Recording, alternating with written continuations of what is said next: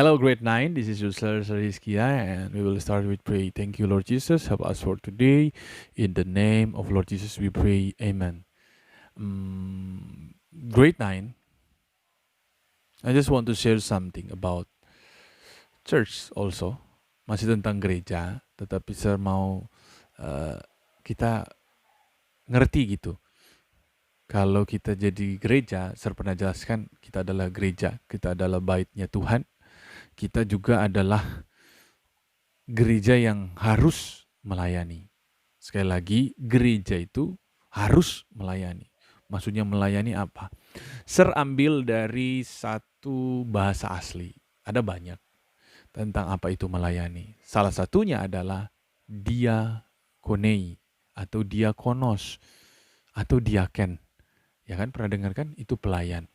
Sering kita mikir kalau diaken atau pelayan itu di gereja doang gitu kan.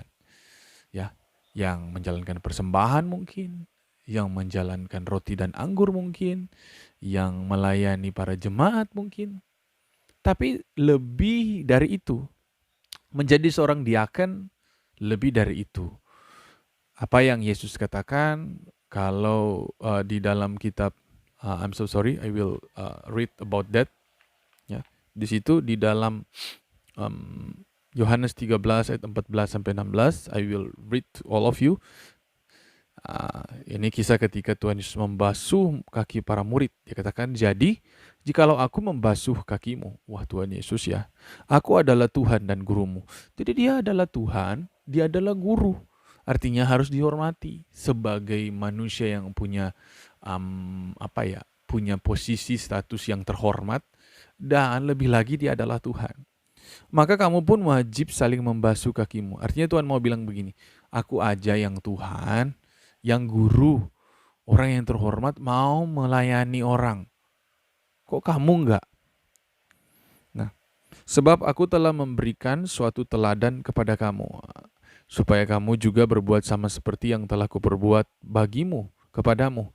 Aku berkata kepadamu, sesungguhnya seorang hamba tidaklah lebih tinggi daripada tuannya, ataupun seorang utusan daripada dia yang mengutusnya. Jadi saya mau sampaikan gini, menjadi anak Tuhan adalah anak Tuhan yang mau melayani, bukan cuma tampil di gereja sebagai pelayan. Di kehidupan sehari-hari kita menjadi pelayan Tuhan, menolong orang lain, tidak membeda-bedakan, ya kan?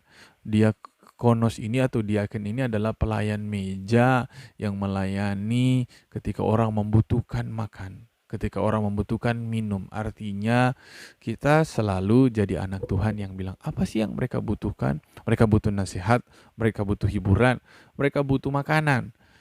Apa yang orang butuhkan?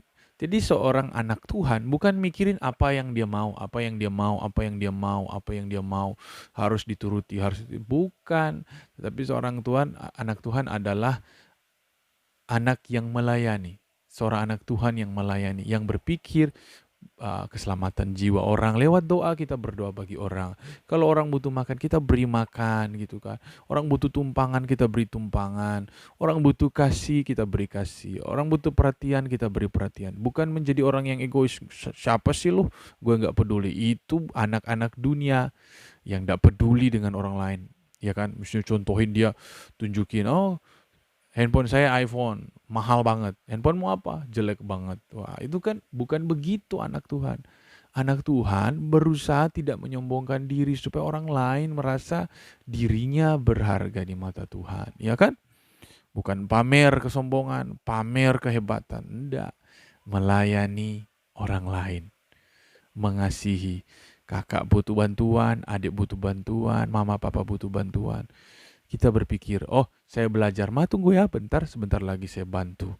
Karena kita adalah anak Tuhan yang melayani. Gereja itu melayani. Kalau kita anak-anak Tuhan yang datang ke gereja, berarti kita anak-anak Tuhan yang mau melayani orang lain. Tuhan Yesus menolong kita semua. God